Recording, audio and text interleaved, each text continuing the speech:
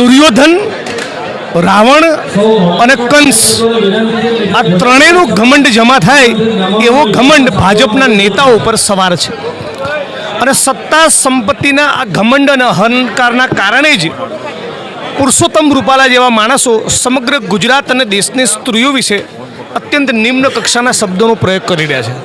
ભાજપ એમ કે અમે નારી શક્તિ માટે છીએ તો એ નારીની સુરક્ષાની કઈ વાત કરે છે? મણિપુરમાં ગયા નથી, પ્રધાનમંત્રીને 5 મિનિટનો ટાઈમ મળ્યો નથી।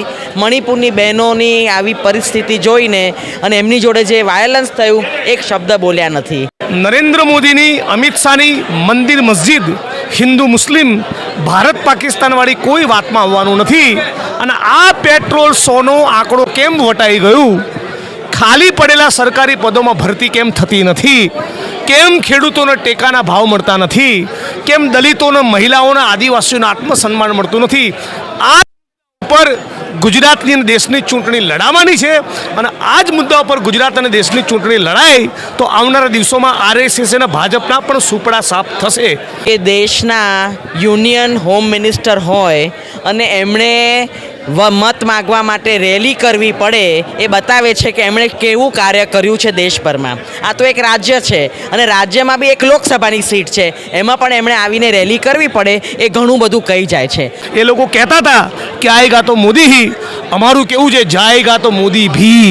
એ કોઈ અમર પટ્ટો લઈને આવ્યા નથી અને અભિમાન તો રાજા રાવણનું પણ ઉતર્યું હતું, તુમ કોણ સે ખેત કી મૂલી। એવું છે કે આ લોકશાહીને બચાવવા માટેનું આ ઇલેક્શન છે। રાહુલ ગાંધીજી કહે છે કે આ એક પાર્ટીનું ઇલેક્શન નથી, કે એક પાર્ટી કે સામી પાર્ટીની ઇલેક્શન નથી, આ આપણા દેશને બચાવવાની વાત છે, આપણા સંવિધાનને બચાવવાની વાત છે, લોકતંત્રને બચાવવાની વાત છે। એટલે દરેક જણે બહાર વોટ આપવા નીકળવું જોઈએ। नमस्कार, आदाब। आप तक समाचार में स्वागत है आपका। अहमदाबाद में और गुजरात में जिस तरह से लोकसभा चुनावों की तैयारियां शुरू हो गई हैं, सत्ता पक्ष विरोध पक्ष सामने हैं। कल ही अमित शाह की जो है जनसभा हुई वेजलपुर विधानसभा के क्षेत्र में, और आज यहीं पर विधानसभा के क्षेत्र में वेजलपुर में सोनलबेन जो अमित शाह के सामने इंडी गठबंधन से चुनाव लड़ रही है। आज ये तमाम इंडी गठबंधन के आगेवानी इस मंच पर हाजिर रहे, तमाम लोगों का हुजूम रहा और सत्ता पक्ष पर काफ़ी वार किया गया इंडी गठबंधन के द्वारा, और मोदी की गारंटी को लेकर भी कुछ बातें हुई। तो देखिए इस वीडियो में क्या कुछ हकीकत है और क्या इंडी गठबंधन का इस समय पर जो है मंथन है। જેને મારું ધબકતું હૃદય, પક્ષનું ધબકતું હૃદય સમજતો રહ્યો છું એ વેજલપુરી મારી પ્રિય જનતા।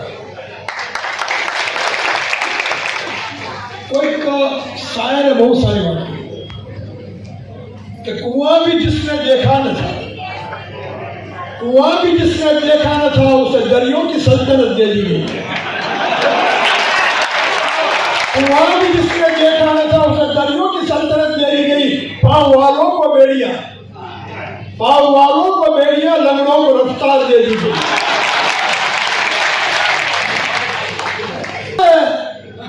40% मतदान, 35% मतदान, 37% मतदान શા માટે?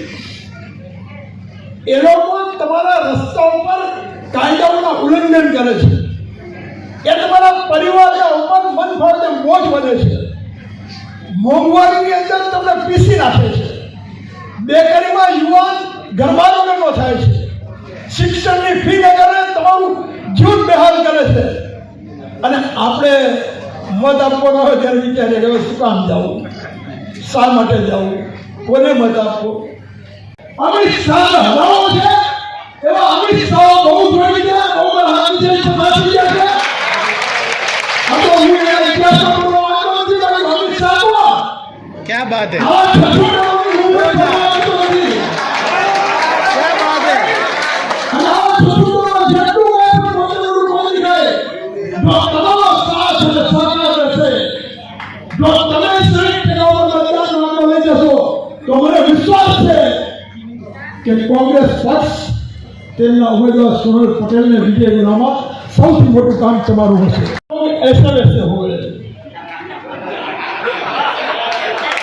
ऐसे ऐसे लोग ऐसे वैसे हो गए और ऐसे वैसे लोग कैसे कैसे हो गए। निर्णय तुम्हारे करना है। ભારતમાં છે. મિત્રો, તમારી બધા અપેક્ષા રાખું કે વન્સ મોર નહીં, સતત કોંગ્રેસમાં તમે કોંગ્રેસ ઉમેદવારો જીતાડો. અને તો મેં કીધેલી વાત છે ને એ ફરીથી આપણે 2024 ના જૂનમાં બોલશું કે कैसे लोग ऐसे वैसे हो गए और ऐसे लोग कैसे हो गए. આ લોકોની કોઈ ઓકાત જ ના હોવી જોઈએ કે આપણા વિસ્તારમાં પગ મૂકે પ્રચાર માટે.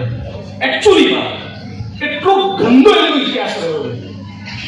મેઘાલય ભારતીય જનતા પાર્ટીના ઉપાધ્યક્ષ, છેલ્લે સુધી બધા મિત્રો સાંભળ્યું તો ને, મેઘાલય ભારતીય જનતા પાર્ટીના ઉપાધ્યક્ષ આરએસએસ અને બીજેપીના લોકો તમારા મારા કરતા પણ વધારે જોરથી ભારત માતા કી જય બોલે છે. આપણાથી ડબલ પાવરથી બોલે. એમનું ચરિત્ર કેવું છે કહું. મેઘાલય ભારતીય જનતા પાર્ટીના ઉપાધ્યક્ષ એનું નામ બર્નાર્ડ, એણે આરએસએસ અને ભાજપના નેતાઓ સ્ત્રીઓ સાથે રંગ રેલીઓ મનાવે એના માટેનું આખું રિસોર્ટ બનાવ્યું હતું. અને એમાંથી અમીબેન 18 વર્ષથી ઓછી ઉંમરની 6 દીકરીઓ પકડાઈ એટલે બળાત્કાર કરાવતા હતા. આ રામના નકલી ભક્તો ભારત માતા કી જય બોલનારાનું વાસ્તવિક કેરેક્ટર સમજી લો. આમની હિંમત થાય છે આપણી જોડે વોટ માંગવા આવે. આ હિન્દુના બી નથી. શું કહેશો મોદીની ગેરંટી સામે? આજે તમે પણ આ ગેરંટી કાર્ડ વેચ્યા છે, કેટલું સક્ષમ રહેશે જનતાની વચ્ચે? મોદીની ગેરંટી તો લોકોએ પહેલાં પણ જોઈ છે, જેને એ લોકો જુમલા જ કહેતા હતા કે ઇલેક્શન વખતે અમે આવી બધી વાત કરીએ છીએ, જુમલા કરતા રહીએ છીએ. એટલે મોદીની ગેરંટી તો કોઈ મતલબ નથી. પણ કોંગ્રેસે જે વચનો આપ્યા છે, પાળ્યા છે, જે રાજ્ય સરકારમાં સત્તા આવી તો તે વખતે ગેસના બાટલા હોય કે બીજી વાતો હોય એને કોંગ્રેસે પાળ્યા છે. એટલે કોંગ્રેસ જે ગેરંટી આપે છે એને ચોક્કસ પાલન કરશે. અને જુદા જુદા વર્ગો માટે ગેરંટી આપી છે, યુવાનો માટે, મહિલાઓ માટે, ખેડૂતો માટે, શ્રમિકો માટે, એવા જુદા જુદા ઇવન ગીગ વર્કર્સ જે છે આપણે મોટા શહેરોમાં જોઈએ છીએ, બધાને માટે ગેરંટી આપી છે. તો એ ચોક્કસ સરકાર આવે એટલે કોંગ્રેસ તરફથી એનું પાલન થશે. ભારતીય જનતા પાર્ટી કહે છે જીત તો એમની નિશ્ચિત છે, તેમની લડાઈ લીડની છે, તેને એની ગઠબંધન કઈ રીતના? એમને એટલી બધી લીડની નિશ્ચય હોય તો એ લોકો આવી બેફામ જે ગવર્મેન્ટ મશીનરીનો ઉપયોગ કરે છે અને કોઈપણ પ્રકારની પોતાની સિદ્ધિની વાતો કરવા કરતાં કેમ કરીને કોંગ્રેસને તોડવી, કોંગ્રેસના લોકોને લઈ જવા, આ બધી પદ્ધતિ કરવાની જરૂર શું છે? ક્યાં ગયા એમના પેજ વર્કર? કેમ એમણે પોલીસનો સાથ લેવો પડે છે? એમના પેજ વર્કર કેમ એ લોકોની વાત નથી કરતા? ક્યાં પ્રચારમાં ઉતરેલા દેખાય છે એમના પેજ વર્કરો? એટલે આમાં ક્યાં એમની વાત પાકી છે? આ તો એક પ્રકારનો જુમલો જ છે જેને માટે એ લોકો જાણીતા છે કરવા માટે.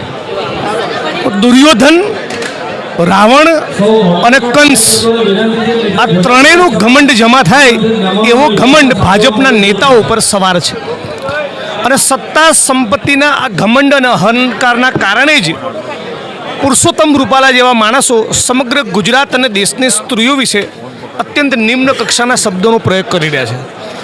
બીજી તરફ બેરોજગારી અને મોંઘવારી એની ચરમસીમા ઉપર પહોંચી ગયા છે.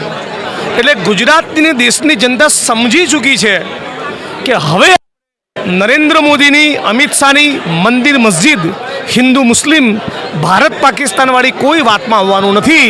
અને આ પેટ્રોલ 100નો આંકડો કેમ વટાઈ ગયું? ખાલી પડેલા સરકારી પદોમાં ભરતી કેમ થતી નથી? કેમ ખેડૂતોને ટેકાના ભાવ મળતા નથી? કેમ દલિતોને, મહિલાઓને, આદિવાસીઓને આત્મસન્માન મળતું નથી? આ ઉપર ગુજરાતની અને દેશની ચૂંટણી લડાવવાની છે. અને આ જ મુદ્દા ઉપર ગુજરાત અને દેશની ચૂંટણી લડાય તો આવનારા દિવસોમાં આરએસએસ અને ભાજપના પણ સુપડા સાફ થશે. એ લોકો કહેતા હતા કે આયેગા તો મોદી હી, અમારું કેવું છે જાયેગા તો મોદી ભી. એ કોઈ અમર પટ્ટો લઈને આવ્યા નથી. અને અભિમાન તો રાજા રાવણનું પણ ઉતર્યું હતું, તુમ કોણ સે ખેત કી મૂલી.